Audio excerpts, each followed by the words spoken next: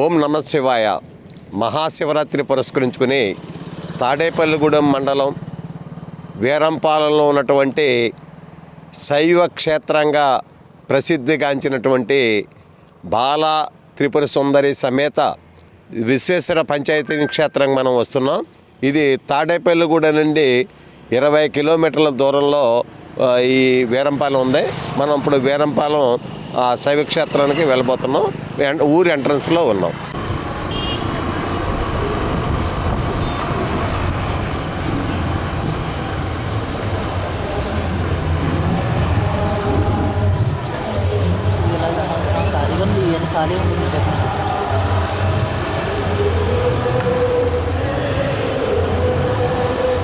ఇప్పుడు మనం తాడేపల్లిగూడెం రూరల్ మండలం వీరంపాలెంలో ఉన్నాం. మహాశివరాత్రి పురస్కరించుకొని ఇప్పుడు ఈ దేవాలయానికి వెళ్ళే ముందు ఈ దేవాలయం యొక్క విశేషాలు మనం తెలుసుకుందాం. 2003లో ఇదే గ్రామానికి చెందిన ప్రముఖ ఆలయ సిద్ధాంతి గరిమెళ్ళ వెంకటరమణ సిద్ధాంతి గారు ఈ దేవాలయాన్ని కేవలం 99 రోజుల్లో ఆలయ సముదాయాలుగా బాల త్రిపుర సుందరి పీఠం తరపున శ్రీ విశ్వేశ్వర పంచాయతీ క్షేత్రం కింద దీన్ని రూపుదిద్దించడం జరిగింది. ఇవి అనేక దేవతామూర్తుల ఆలయ సముదాయం విశ్వేశ్వర పంచాయతీ క్షేత్రం. విశ్వేశ్వరుడు కేంద్రంగా ఈ శైవ క్షేత్రంగా ఇది విరజిల్లుతుంది. ఈ మహాశివరాత్రి నాడు ఈ విశ్వేశ్వర స్వామి వారిని దర్శించుకోవడానికి తెల్లవారుజాము నుంచి భక్తులు జిల్లా నలుమూల నుంచి, రాష్ట్రంలో నలుమూల నుంచి కూడా ఇక్కడికి రావడం జరుగుతుంది. ఈ దేవాలయం యొక్క విశిష్టత 2003లో నర్మది నది ప్రాంతం నుంచి శివలింగాన్ని తీసుకొచ్చి బాలశివలింగాన్ని తీసుకొచ్చి ఇక్కడ విశ్వేశ్వర స్వామిగా ప్రతిష్ఠించారు. ఈ 99 రోజుల్లో ఇక్కడ నిర్మించడం జరిగింది. ఇక్కడ మరి శివుడు వాయు రూపంలో ఉంటాడు, స్ఫటిక లింగాకారంలో దర్శనం ఇస్తాడు. అదేవిధంగా మహాశివలింగం దర్శిస్తాడు. కాబట్టి దీన్ని త్రిలింగ పీఠం కింద కూడా భావిస్తున్నారు. మనం చూద్దాం. లోపల రుద్రాక్ష మండపం మధ్య బాల శివలింగ రూపంలో ఉన్నటువంటి విశ్వేశ్వరుని ఒక్కసారి దర్శించడానికి మనకి చూడటానికి కన్నులు కూడా సరిపోవు, అంత సుందరంగా ఉంటుంది. ఈ ఆలయం యొక్క ప్రత్యేకత ఏంటంటే ఇక్కడ భగవంతుడికి భక్తుడికి మధ్య డబ్బులు ప్రసక్తి ఉండకూడదనే ఉద్దేశంతో ఎక్కడా కూడా దేవాలయ ప్రాంగణంలో హుండీలు కానీ అదేవిధంగా పళ్ళెలలో దక్షిణలు కానీ తీసుకోవటం కానీ ఇక్కడ జరగదు. అదేవిధంగా ఇది ప్రముఖ శైవ క్షేత్రంగా పొందడానికి కారణం ఇక్కడ వాస్తురీత్యా భారీ రూపంలో ఉన్నటువంటి విగ్రహ రూపాలని అదేవిధంగా ఇక్కడ చాలా సుందరంగా నిర్మించారు. చూద్దాం. ఇప్పుడు భక్తులు తెల్లవారుజాము నుంచి వచ్చి తమ ఇష్టదైవమైనటువంటి శివుడిని దర్శించుకోవడానికి, శివలింగం దర్శించడానికి భక్తులు భారతీయులు ఉన్నారు. కుటుంబ సభ్యులతోటి పిల్లలతోటి వచ్చి తెల్లవారుజామునే ఈ శివరాత్రి సందర్భంగా ఆలయంలోకి వచ్చి శివనామస్మరణతో మరి స్వామివారిని దర్శించుకుంటున్నారు.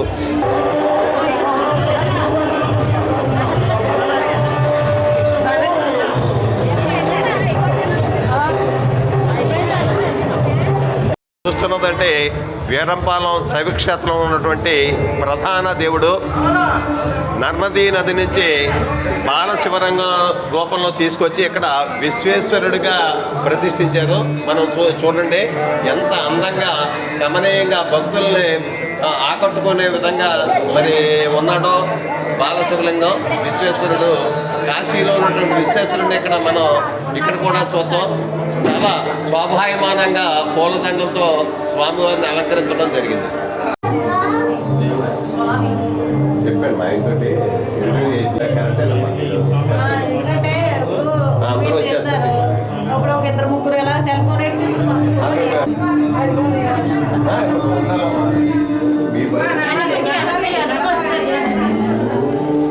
వస్తే కొంచెం వాళ్ళు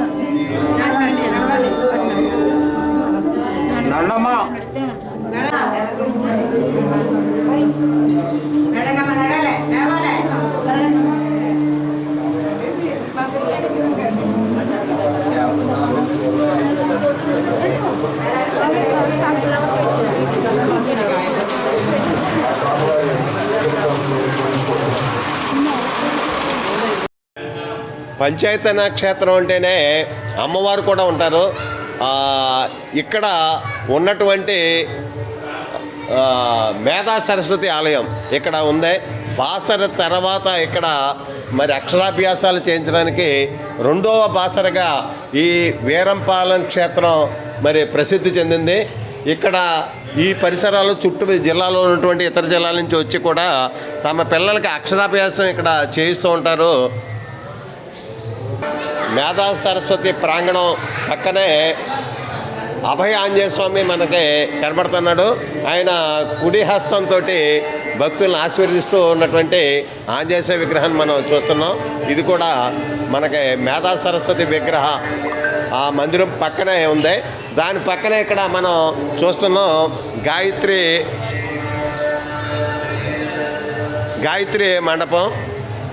అమ్మవారిని గాయత్రి రూపంలో చూడండి.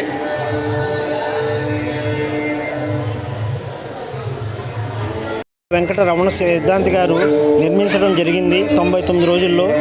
ఆ రోజుల్లో మరి ఊళ్ళో నీటికి ఎంతో ఇబ్బంది అయినా కూడా అమ్మవారు అయ్యవారి యొక్క ఆశీస్సులతోటి ఎటువంటి ఇబ్బంది లేకుండా ఆ 4 రోజులు చక్కగా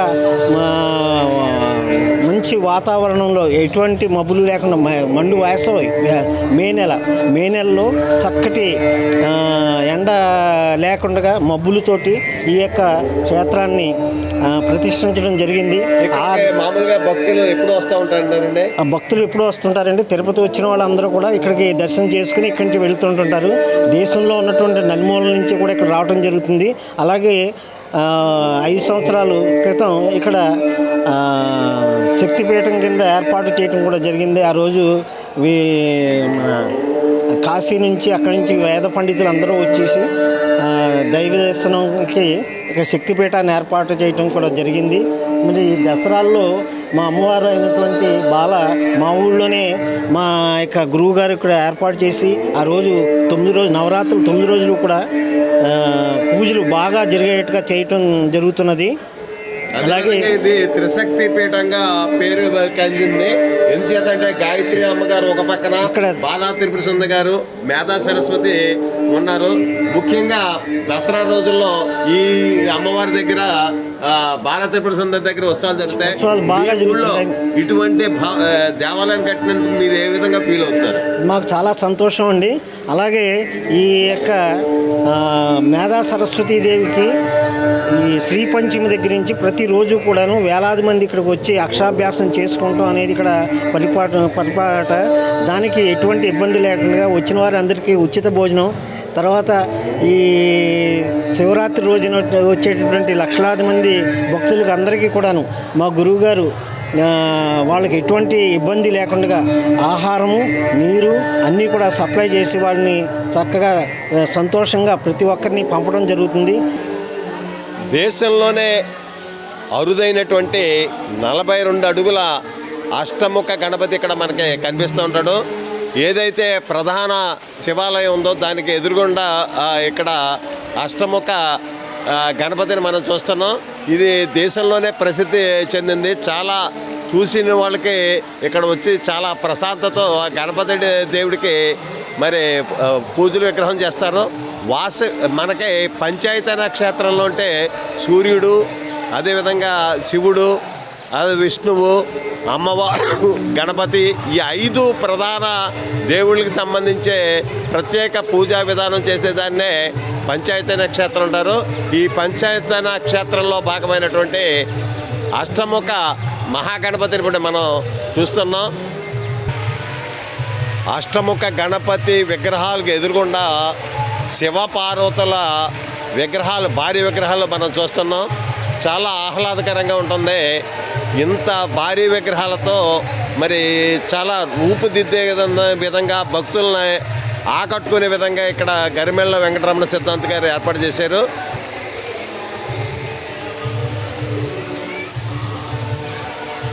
ఆలయ ప్రాంగణంలో ఓ ధ్యాన మందిరం నిర్మించారు. దాని మీద 22 అడుగుల మహాశివలింగాన్ని మనం చూస్తాం. శివుడు మహాశివలింగ రూపంలో మనకి దర్శనమిస్తూ ఉంటారు.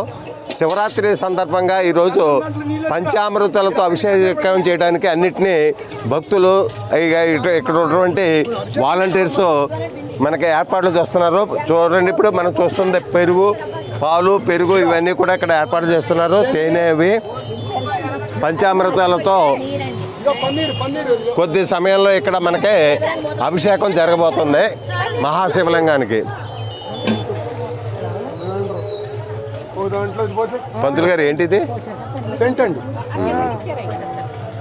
అదేవిధంగా దేశంలోని వివిధ నదుల నుంచి తీసుకొచ్చినటువంటి జలాలను కూడా ఇక్కడ తీసుకొచ్చి మహాశివలింగానికి మనకి అభిషేకం చేస్తూ ఉంటారు. మహాశివలింగానికి అభిషేకాలకి అన్ని ద్రవ్యాలు ఇక్కడ కలుపుతున్నారు. మన అర్చకుల్ని ఇక్కడ ఈ అభిషేకానికి శివుడికి అభిషేకానికి ఏం కలుపుతున్నారో ఒకసారి అడిగి తెలుసుకుందాం. ఏం కలుపుతున్నారండి ఇందులో? శ్రీ గురుభ్యో నమః. ఈరోజు విశేషంగా మహాశివరాత్రి పర్వదినంగా దాదాపు ఒక 20 సంవత్సరాల నుంచి ఈ మహాదేవలింగానికి మహాకుంభాభిషేకం ప్రతి శివరాత్రి రోజున నిర్వహించడం జరుగుతుంది. అలాగే 200 లీటర్ల ఆవు పాలు, అలాగే ఆవు పెరుగు, ఆవు నెయ్యి, తేనె, పంచదార, ఈ యొక్క పంచామృతాలతో పాటుగా విభూతి, గంధం, రోజు వాటరు, లెవెండరు, అలాగే సెంటు, వట్టివేళ్ళు, ఇటువంటి సుగంధ ద్రవ్యాలు, అలాగే పుష్కరాలు వచ్చేటువంటి పుష్కర నదీ జలాలు, చెరుకు రసం, ఈ చెరుకు పానకం, కొబ్బరి నీళ్లు, ఇవన్నీ కూడా 16 రకాల అభిషేక ద్రవ్యాలతోటి స్వామివారికి మధ్యాహ్నం 3 గంటల వరకు కూడా మహాకుంభాభిషేకం నిర్వహించడం జరుగుతుంది. భక్తులందరితో కూడా పోయించారండి అక్కడ. ఆ భక్తులందరూ చేయిస్తారండి. గురువు గారు చెప్పినటువంటి భక్తులందరూ కూడా వస్తారు. ఒకరి తర్వాత ఒక్కొక్కరికి ఒక్కొక్క ద్రవ్యంగా అభిషేకం వారికి ఇవ్వడం జరుగుతుంది. వారు అభిషేకం చేసుకుని వారు ఆ స్వామివారి అనుగ్రహం పొంది వారందరూ కూడా చాలా సంతోషంగా, చాలా ఆనందదాయకంగా, విశేషంగా మనం ఆలయంలో అభిషేకం చేస్తే ఒక 10 మందో 20 మందో చూస్తాం. ఇంత పెద్ద శివలింగానికి అభిషేకం చేస్తే కొన్ని లక్షల మంది ఈ యొక్క ప్రదేశంలో, చుట్టుపక్కల ప్రదేశాల్లో అందరికీ కనపడాలనేటువంటి విధంగా గురువుగారు ఇక్కడ ఈ యొక్క మహాదేవలింగానికి ఏర్పాటు చేయడం జరిగింది. అలాగే విశేషంగా కుంభాభిషేకం కూడా ఏర్పాటు చేయడం జరిగింది. ఇప్పుడు వివిధ నదుల నుంచి కూడా జలాలు తీసుకొస్తారంటారు. అవును. ఏంటండి అది? అంటే పుష్కరాలు వచ్చేటువంటి నదీ జలాలు గంగా, యమున, సరస్వతి, గోదావరి, కృష్ణ, కావేరి మొదలైనటువంటి 12 పుష్కరాలు వచ్చేటువంటి నదీ జలాలు ఉన్నటువంటి ప్రదేశంలో గురువుగారికి ఈ యొక్క మన బాలా త్రిపుర సుందరి పీఠ తరఫు నుంచి ప్రతి చోట ఆశ్రమాలు ఉన్నాయి. ఆశ్రమంలో ఉండేటువంటి ఈ యొక్క ఈ సేవాదళమే అన్ని చోట్ల కూడా వాళ్ళు అక్కడ సేవా కార్యక్రమాలు, అలాగే నిత్యాన్నదాన కార్యక్రమాలన్నీ కూడా నిర్వహిస్తూ ఉంటారు. అటువంటి ఆ పుష్కరాలు వచ్చేటువంటి నదీ జలాలు ఎక్కడైతే ఏ సంవత్సరంలో అయితే పుష్కరాలు వస్తాయో ఆ పుష్కర జలం తీసుకొస్తాం. ఆ పుష్కరుడు ఆ నదిలో ఉండేటువంటి విశేషం వల్ల ఆ యొక్క నదికి అంత విశేషత అవుతుంది. కాబట్టి ఆ పుష్కరాలు వచ్చిన సమయంలో మాత్రమే ఆ జలాన్ని తీసుకొచ్చి ఇక్కడ అభిషేకం చేయడం జరుగుతుంది. ఈ ధ్యాన మందిరం పైన 22 అడుగుల మహాశివలింగాన్ని నిర్మించారు. ఈ మహాశివలింగానికి ఇప్పుడు కొద్దిసేపట్లో అభిషేకం చేయడానికి పంచామృతంతో అన్నీ ఏర్పాటు చేశారు. ఇప్పుడు మనం చూడబడుతుంది మహాశివలింగం. ముందుగా విష్ణు యొక్క దశావతారాలని మరి చూపించే విధంగా మందిరాల్లో నిర్మించారు. మనం చూద్దాం. ఈ శైవ క్షేత్రానికి, శివలింగానికి, మహాశివలింగానికి ఎదురుగా మనం చూస్తున్నాం విష్ణు యొక్క దశావతారాలు మన మందిరం ఇది. ఇక్కడ కూడా ఒక్కొక్కటి చూసుకునే మరి భక్తులు వెళుతూ ఉంటారు.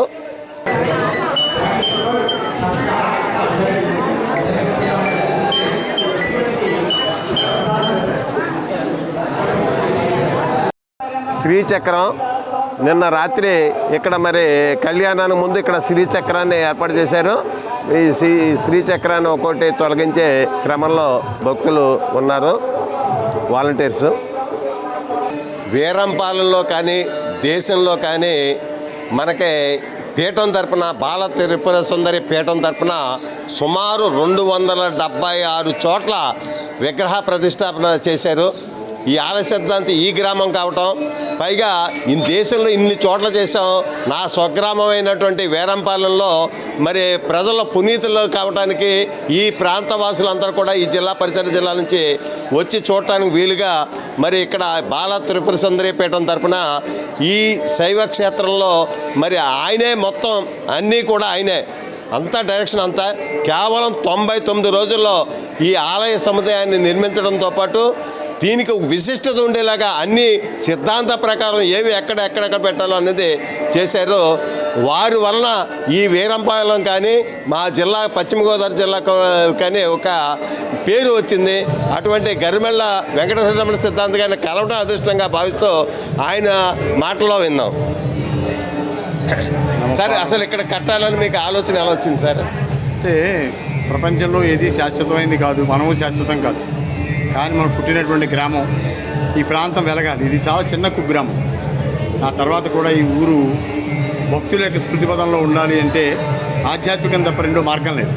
అందుకనే యావత్ భారతదేశంలో ఎక్కడా లేనటువంటి 42 అడుగుల భగీరథులు కానీ, అష్టముఖ గణపతి కానీ, 1,00,000 శివలింగాల మధ్యలో ఉన్న ఆత్మలింగం కానీ ఇవన్నీ వీరంపాలలో నిర్మించి ఒకే ఒక సిద్ధాంతం మీద, దేవుడంటే డబ్బు కాదు, దేవుడంటే ఆర్య సేవలు కాదు, దేవుడంటే మన కోరికలు తీర్చేవాడే కాదు, మనలో మార్పు కోరుకునేవాడు పరమాత్మ. అలాంటి స్థితిలో ఈ పీఠం దశదిశలా వ్యాపించి ఈ గ్రామానికి జనం ఆకర్షితులై ఈ ప్రాంతానికి వస్తే నేను ఈ ఊళ్ళో పుట్టినందుకు ఈ ఊరికి నేను న్యాయం చేసినట్టే. అందుకనే ఇంత శ్రమించి ఇవాళ కొన్ని లక్షల మంది దర్శించేటువంటి అవకాశం మహాశివరాత్రి కలిగింది. ఎందువల్ల అంటే పరమేశ్వరుడు వల్ల, మన వల్ల కాదు. అలాంటి పరమాత్మ ఇక్కడ పెట్టడమే ఈ భూమికి గొప్ప ప్రాధాన్యత సంతరించుకుంది. కాబట్టి ఇక్కడే కట్టాలని నేను పుట్టిన ఊరు కనుక ప్రతి వ్యక్తికి ఎంతో కొంత స్వార్థం ఉంటుంది. నేను పుట్టాను కాబట్టి ఈ ఊరు వెలగాలి, ఇది నా యొక్క కోరిక. అందుకనే ఈ గ్రామంలో ఇన్ని ఆలయాలంటే సుమారు ఇందులో 102 విగ్రహాలు ఉంటాయి. ధామాల్లోకి వస్తే 29 దేవాలయాలు అన్నీ కలిపి ఒకే ప్రాంగణంలో కట్టుకొచ్చేవాడిని. సార్, ఇక్కడ శివుడు వాయు రూపంలో ఉన్నాడు, అలాగే స్ఫటిక రూపంలో ఉన్నాడు, మహాశివ లింగ రూపంలో ఉండి మనం ఇక్కడ దర్శనం ఇస్తున్నాడు. ఈ స్ఫటిక లింగానికి ఎక్కడి నుంచి తీసుకొచ్చారు సార్? ఇది బెల్జియం నుంచి పట్టుకొచ్చిందండి. ఈశ్వరుడు కంటే గొప్పది ఏమిటి అని అడిగితే ఈశ్వరుడు యొక్క ఆత్మ, ఈశ్వరులో ఉండేటువంటి చైతన్యం అనే ప్రాణం. రావణ బ్రహ్మ శివుడు ప్రత్యక్షమైనప్పుడు ఏం కావాలంటే నువ్వే నాతో లంకకి రా అని అడగొచ్చు, కానీ అడగలేదు. ఎందుకు అడగలేదు అంటే శివుడి కంటే గొప్ప వస్తువు ఇంకోటి ఉందనుకున్నాడు ఆయన. ఏమిటి అంటే ఆయనలో ఉండేటువంటి ప్రాణం. అందువల్ల నీ ఆత్మలింగాన్ని ఇచ్చేయమని, ఆత్మలింగం అంటూ ఇస్తే శివుడి శక్తి అంతా ఒక చోటకు వచ్చేస్తుంది. అలాగే ఈ ఆత్మలింగం కూడా ఈశ్వరుడు మాట చెప్తాడు, నీ మనస్సు నా అంత ప్రశాంతంగా ప్రస్ఫుటంగా అంటే క్రిస్టల్ క్లారిటీ, అలాంటి స్వచ్ఛత కనుక నీలో ఉంటే నేను నీలోనే ఉన్నానని చూడొచ్చు అన్నది ఈశ్వర వాచ్యం. కాబట్టి అందుకని అలాంటి స్ఫటికం బెల్జియం పట్టుకొచ్చి 1,00,000 నర్మదలింగాల మధ్యలో పెట్టామండి. సగౌరవంగా చెప్పుకునేది ఏమిటంటే నా గ్రామం ఈ ఆత్మలింగాలయం మిగిలినటువంటి ఏవి ఎలా ఉన్నా 1,00,000 లింగాల మధ్యలో ఉన్న ఏకైక దివ్యమైనటువంటి ధామం ఆత్మలింగేశ్వరం. సార్, ఇంత మహా దేవాలయాన్ని మీరు నడుపుతున్నారు కదా, అన్ని చోట్ల కూడా నడుపుతున్నారు. ఎక్కడా కూడా ఏ దేవాలయాల్లో కూడా హుండీలు కానీ అలాగే బ్రాహ్మణులకి దక్షిణ వేయటం కూడా లేకుండా, ఎక్కడ డబ్బులు ప్రసక్తి లేకుండా ఇంత నీట్గా ఆహ్లాదకరమైన వాతావరణంలో దేవాలయాన్ని ఎలా నడపగలుగుతున్నారు? అంటే మనసు ఉంటే మార్గం ఉంటుందండి. నీకు ఇందాక చెప్పాను, దేవుడు అంటే మన కోసం ఆవిర్భవించిన వాడు కాదు, మన కోరికలు తీర్చడానికే కాదు. భగవంతుడు అంటే మనలో మార్పు కోరుకునేటువంటి వాడు. ఎక్కడైతే డబ్బు ప్రసక్తి ఉండదో, ఎక్కడైతే భగవంతుడు తప్ప రెండు ఆలోచన ఉండదో అక్కడ నిత్యమైన సేవ ఉంటుంది. 4,000 మంది సేవాదళం కార్యకర్తలు ఒక తమలపాకు కింద పెడితే 2 నిమిషాలు తీసేస్తారు దాన్ని. అంటే అందరిలోనూ కూడా సర్వ కార్యక్రమాల్లోనూ దైవాన్ని చూసేటువంటి లక్షణం అలవాటు చేసే కార్యకర్తలు. అందువల్ల ఎక్కడికి వెళ్ళినా వాళ్ళు మొత్తం అందరూ మాకు దగ్గర 1,32,000 మంది సేవాదళం ఉన్నారు. నాకు ఎక్కడికి వెళ్ళినా సేవ అలవాటు చేసాను వాళ్ళకి, వేరే ఇంకేం కాదు. పూజలు చేసుకుంటాం, అభిషేకాలు చేయడం ఇవన్నీ తర్వాత విషయం, ముందు సేవ. అందుకని ఆ సేవలో భాగంగానే వీరంపాలెం ఇంత ప్రాంగణం కూడా ఎప్పుడూ మంచి స్వచ్ఛంగా పవిత్రంగా ఉండేటువంటి అవకాశం మేము అలవాటు చేసిన దాన్ని బట్టి నా సేవాదళం నిర్వహించుకొస్తున్నారు. అలా సార్, ఈ మహాశివరాత్రి రోజున ఎంతమంది దర్శనానికి వస్తారని మీరు ఏర్పాట్లు చేశారు? నేను సుమారు 80,000 మంది దాకా ఉండొచ్చు అనేటువంటి నా అభిప్రాయం అండి. 20,000 మజ్జిగ ప్యాకెట్లు వాతావరణం మార్చిలో వచ్చింది కదా, దానికోసం చేసాం. 1,00,000 వాటర్ ప్యాకెట్లు సిద్ధం చేసాం. 80,000 మందికి భోజన ప్యాకెట్లు సిద్ధం చేసాం. ఇవి కూడా కాకుండా ఇవాళ ఎక్కడ 80,000 మంది పట్టే గ్రౌండ్ కాదండి అసలు ఇది. అయినప్పటికీ మనం ఇచ్చే ప్యాకెట్టు నిమిషానికి 82 మందికి ఆత్మలింగ దర్శనం అవుతుంది. నిమిషానికి 82 మందికి మేము భోజనం పెడతాం. వాళ్ళు ఎక్కడన్నా తినవచ్చు, వాళ్ళ ఆకలి తీరడమే మాకు కావాలి అంతే తప్ప ఇక్కడే కూర్చోబెట్టి పెట్టాలనే నిజం మాకు లేదు. అందుకని ఆ ప్యాకెట్ అంతా మొత్తం ఈ ప్రదేశం 25 ఎకరాలండి. ఎక్కడో అక్కడ కూర్చొని స్వామి యొక్క ప్రసాదం తింటే చాలు, మాకు ఆనందంగా వెళ్ళగలిగింది. భగవంతుడు చూస్తే మనసు నిండుతుంది, ఆనందం పొందుతుంది. కానీ క్షుద్బాధ 12 అయ్యేటప్పటికి మరి అది మొదలవుతుంది కదా, దాన్ని కూడా తీర్చే బాధ్యత కూడా మేమే తీసుకుని ఇన్ని విస్తృతమైన ఏర్పాట్లు చేశాం. సార్ నైమసారణ్యంలో కూడా మన క్షేత్రం, మన వీరంపాలెం సిద్ధాంత గారి క్షేత్రం అక్కడ ఉందని చెప్పేసి అంటారు. ఈ ప్రాంతం నుంచి వెళ్ళే వాళ్ళకి అక్కడ మీరు ఏమన్నా సదుపాయాలు ఏర్పాటు చేయగలరా? మంచి ఆశ్రమం ఉన్నది. 42 అడుగులు ఏకశిల నారాయణమూర్తి, ఏకశిల విశ్వజన్య అమ్మవారు. ఆవిడ ఒంటి మీదే 127 మంది దేవతలు ఉంటారు. ఎవరు వచ్చినా ఒక ఆంధ్ర ప్రాంతం అనే కాదు, ఉచిత భోజనం, దక్షిణాది రాష్ట్రాలకు సంబంధించిన ఉచిత భోజనం, మంచి వసతి, స్వామివారి దగ్గర మంచి సేవా కార్యక్రమాలు 3 కూడా మేము ఏర్పాటు చేస్తున్నాం. మరొక అదృష్టం ఏంటంటే ఇక్కడే కాదు, నాకు వారణాసి ఉంది, కాశీలో ఉంది, ఆత్మలింగేశ్వర ఆలయం, గౌహతిలో ఉంది, హరిద్వార్ ఉంది, నైమిషారణ్యంలోనే ఇప్పుడు ఒక శక్తిధామం మరొకటి కడుతున్నాను. ప్రభుత్వం వారు కోరేది, అందుకని కట్టాలని కోరిక ఉంది. బద్రీనారాయణమూర్తి ఆలయం రేపు ఏప్రిల్ 24ని మరొక శక్తిధామం అక్కడ బద్రీలో బద్రీనారాయణమూర్తి స్వామివారి యొక్క పేరు, అది నైమిషారణ్యంలో విశ్వక్షేత్రం కనుక అక్కడే రూపకల్పన చేస్తున్నామండి. ఇటువంటిది మళ్ళీ ఇంకా భవిష్యత్తులో ఎక్కడన్నా కట్టే ఆలోచనలో ఉన్నారా? నేను ఆలోచించడం కంటే దాని గురించి పరమాత్ముడు ఆలోచిస్తే బాగుంది. నా నిర్ణయం క్షణికమైంది, ఇది శాశ్వతమైంది కాదు. పరమాత్ముడు ఆలోచించి శాసిస్తే తప్పకుండా కడతాను. అంటే ఏదన్నా పురోగతిలో ఉందా నిర్మాణంలో? ఇప్పుడు అంటే ఈ సంవత్సరంలోనే 9 దేవాలయాలు ప్రతిష్ఠ ఉన్నాయండి. ఇదంతా ఒక లైన్లోకి వచ్చిన తర్వాత మళ్ళీ తర్వాత ఆయన శాసిస్తాడు. పొద్దున్నే లేచి భగవంతుడి దగ్గర కోరుకుంటాను, దేవుడు నాకేమి ఇచ్చేది అనేటువంటిది నాకు ఎప్పుడూ ప్రశ్న కాదు. ఇవాళ నీ కోసం నేను ఏం చేయమంటామని అడుగుతాను, ఆయన ఏదో పని పురమాయిస్తాడు. అందుకని దాంట్లోనే కార్యక్రమం నడుస్తూ ఉంటుంది. Thank you sir. మీ వలన ఈ ఏరియాకి కానీ ఒక భక్తులకి ఆధ్యాత్మికంగా సేవ ఇక్కడ చేయడానికి మంచి వసతి సౌకర్యాలు కల్పించినందుకు మీకు టీసీసీ తరఫున కూడా ప్రత్యేక అభినందనలు. శుభం. మీద తపస్సు చేసి గంగా జలాన్ని ఇవి నుంచి భూకి తీసుకురావడానికి తపస్సు చేసినటువంటి భగీరథుడు 42 అడుగుల విగ్రహంతో ఇక్కడ ఏర్పాటు చేశారు. ఇక్కడెక్కడ ఈ ప్రాంతంలో ఇటువంటి మనం 42 అడుగుల భగీరథుడి విగ్రహం మనం ఎక్కడా చూడలేదు. అదేవిధంగా మనం ఈ భగీరథుడికి పక్కనే ఆధ్యాత్మిక వేదిక, ఇక్కడ ఉన్నటువంటి ఆధ్యాత్మిక సాంస్కృతిక కార్యక్రమాలు చేయడానికి కూడా ఒక వేదికను ఈ 25 ఎకరాల్లోనే ఏర్పాటు చేయడం జరిగింది. మహాశివరాత్రి సందర్భంగా భక్తులు ఇక్కడ ప్రధానంగా రావడానికి మరో ముఖ్య కారణం ఏంటంటే ఇక్కడ స్ఫటికలింగ ప్రదర్శన. లింగ రూపంలో శివుడు ఉంటాడు.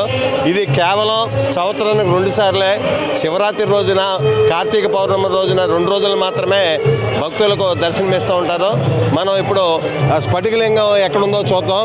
సుమారు 1,00,000 శివలింగ విగ్రహాల మధ్య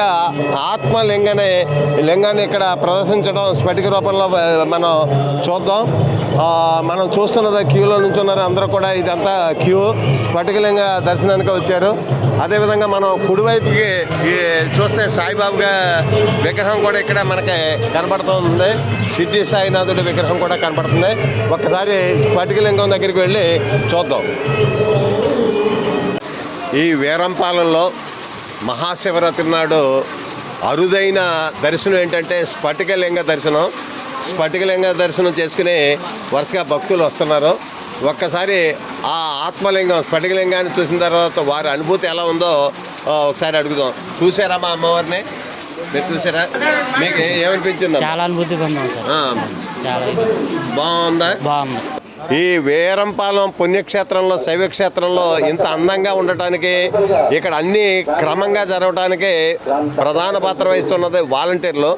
ఎంతోమంది భక్తులు ఇక్కడ డ్యూటీలుగా వచ్చి ఈ దేవుడి సేవగా భావించి ఆలయాన్ని శుభ్రపరచడం కానీ, ఆ భక్తుల లైన్లో నిల్చోబెడతాం కానీ, ఆలయాన్ని అందంగా తీర్చిదిద్దడంలో కృషి చేస్తున్నట్టు వాలంటీర్లు ఉన్నారు.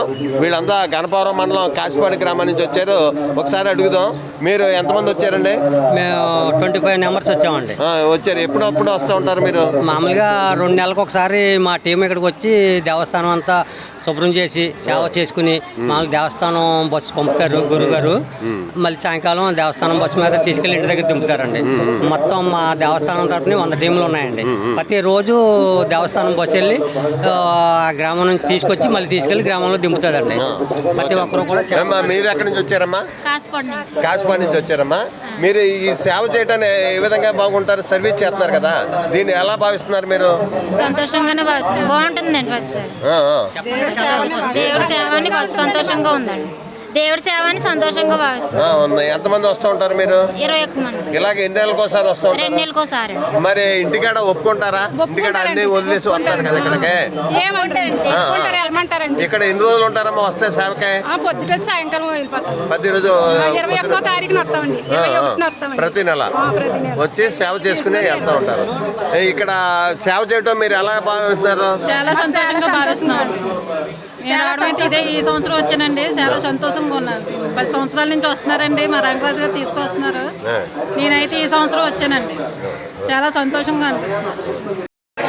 శివరాత్రికి వచ్చే భక్తులు సుమారు 1,00,000 మందికి ఇక్కడ అన్న ప్రసాద వితరణ జరుగుతుంది. వాలంటీర్లు అంతా వచ్చి ఈ అన్న ప్రసాద వితరణకి సర్వీస్ చేస్తున్నారు. ఒకసారి ఏం చేస్తున్నారో అన్న ప్రసాద వితరణకి ఒకసారి చూడండి.